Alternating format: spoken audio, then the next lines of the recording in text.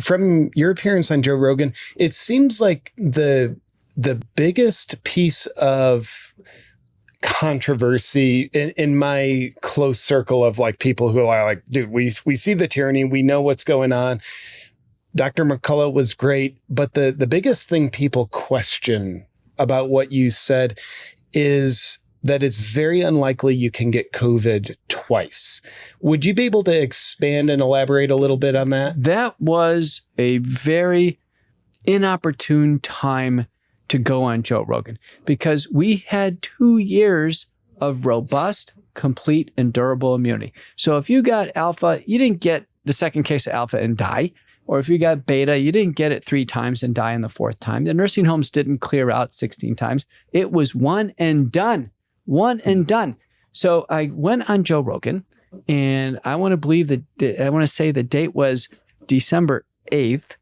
And sure enough, December 10th, the news broke. The CDC put out its first communication that Omicron is here, and in fact, it broke through natural immunity. So it was, people immediately say, Dr. McCullough, you said you can't get it twice, and I've got it. I said, listen, this is science.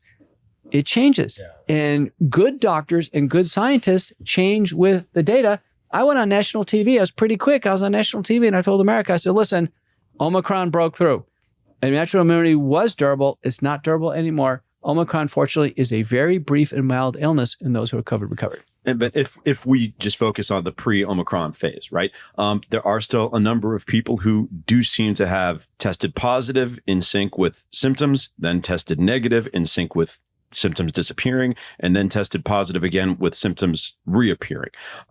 Definitely, I mean, the overwhelming evidence that natural immunity was, it seemed to be powerful, but not perfect. Well, is powerful not perfect? Well, what I said to that is I reviewed the literature over and over again. Invariably, there would be papers that come out. There are papers from Israel and Qatar and elsewhere that say, we looked under 10 million people and we found 5 people we think got it a second time. And I'd say, well, first off, it's 5 or 8 or 7. It's a small number. And each one of these you look at, you say, wait a minute, were they really sick twice? I mean, sick. I mean, fever, all the characteristic blood tests, x-ray findings, on the ventilator once, 9 months later, the same thing. Find a case. Because what I said back then is, listen, if you could get it twice, we would have seen it hundreds of millions of times because that's how this infection is affecting everybody. If it's possible to get it twice, it would be an obvious signal. And people are looking for a needle in a haystack. This is what we've learned. We've now learned in the first National Institutes of Health autopsy study that was just released on the ResearchGate preprint server. The first author is Chertow. 44 individuals who died of COVID-19 in the NIH now, 2 years later, first autopsy report. I think it's a bombshell. It's a medical bombshell. They found the virus was everywhere in the body of people who died. We're talking weeks into the infection. One person, it was 230 days after the initial infection. The virus was everywhere. It's in the brain. It's in the heart. It's in the subcutaneous tissues. It's in the lymphoid tissues. And it's replicating. Along with how many other viruses? Well, it's interesting. Other viruses we can get, but most of them that are resident with us do an install. So like the Epstein-Barr virus, the varicella zoster virus, for instance, they install in a region of the chromosomes called the HERV region. And about 10% of our DNA, by the way, is not ours. We carry it forward, even vestigially. And it turns out that it's foreign genetic material that we pick up for the ride over time. So bottom line is, it was not an install. I'm telling you, they found the virus. They found the whole virus, and they did actually studies of the polymerase, and they showed it was replicating. Now, previously, Bruce Patterson had published back in August on also a preprint server, MedRx, that people who had recovered from COVID-19, they're pretty sick. He found the spike protein, the S1 segment of spike protein in CD16 monocytes up to 15 months after the infection. After the respiratory infection. What Bruce said is, no wonder there's long COVID syndrome.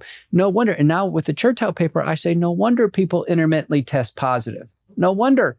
You're going to find some people who intermittently test positive. Most people, the immune system tucks it away, but there are going to be people who intermittently test positive. So I was just wondering the mechanics of it continuing to exist in the body, but people testing negative? What are the mechanics of why that those contrasting phenomena might the be body present tucks at the same time? the body tucks it away. Don't forget, Okay. the test is almost always in the nasopharynx or oropharynx. We have natural killer cells. We have all our lymphoid tissue. We have T cells. The bottom line is we can zap the virus, we can isolate the virus, but we can't make it go away completely. But can we turn a test negative? Sure we can. Somebody in my family had COVID-19 in a senior home, and he had it for a long time. And he did receive early treatment. It was one of the first early treatment successes in Dallas. And the bottom line is he intermittently tested positive for months, about 17 times. And I keep telling my mom, Champion. I kept just telling, I said, Mom, he's not getting COVID 17 times. It is this intermittent testing thing, but it's one clinical syndrome. And so when I told America on Joe Rogan, I said, listen, it's one clinical syndrome, it's one and done. That was a true statement to the best I can interpret it. There was really unclear evidence that you could really get it seriously sick 2 times. And we relied on that natural immunity. In fact, countries that didn't have a lot of personal protective equipment, they relied on natural immunity. I advised Sri Lanka, for instance, in a crisis. They had me on the line and said, Dr. McCullough, we're running out of personal protective equipment. Delta's slaughtering the island. What do we do? I said, get your COVID recovered people out there, man these tents, get the ivermectin, hydroxy, and other drugs flowing, and put your masks on the critical people elsewhere. And they did it, and they obviously didn't infect the healthcare workers. The Cleveland Clinic had published a study on preprint. First author is Shraddha and colleagues. Ultimately, they withdrew the paper, but the results are summarized by Jennifer Block in the British Medical Journal, showing that workers that recover, the Cleveland Clinic workers, they go back out into the ambient work site, lots of COVID, no recurrent cases. But going back to this word virus, which most people have heard, obviously, but then all of a sudden, the last 2 years, now it's the virus. Yeah. So how many viruses might a human being have in their body at any given time? Oh, I don't know the answer to that. I don't Would either. it be, I guess the question for the layperson is it more than 1 or is it more than 5? Right. That's good. Boy, I still don't know the answer to that. Those are all good questions. I mean, the body has a microbiome. This is very interesting. That's sort of where my question is going, because if you've got all of these things that are happening all the time in your body that you're not aware of, but don't really matter because your body's awesome and generally pretty vital and healthy, and we're pretty resilient creatures. But now all of a sudden you have this word and this actual thing, but then what does that do to somebody's mind where all of a sudden they're like, I have the virus? We're just largely uneducated about stuff. And the building that I live in downtown issued this big warning, and they're like, from now on, all residents and staff have to wear a mask. I sent an email to the building manager and I said, I absolutely respect what you guys are doing. I have a condition. It's called ataraxia. And I'm not going to be able to wear a mask. The building manager emails me back immediately. And they're like, Mr. Elder, no problem. We understand. Nobody's going to give you a hard time. If anybody says anything, please let me know personally. And, thanks for letting us know about your condition. I was like, all right.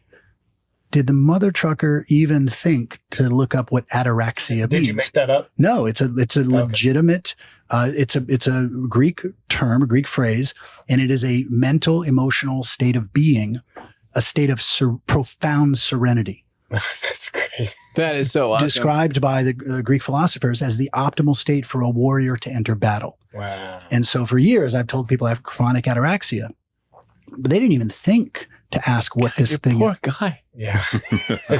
We need more fear in Jesse. He's doing too well. Yeah. Yeah. Well, You know, ataraxia is contagious. You have to love some things, but I have some quick points about the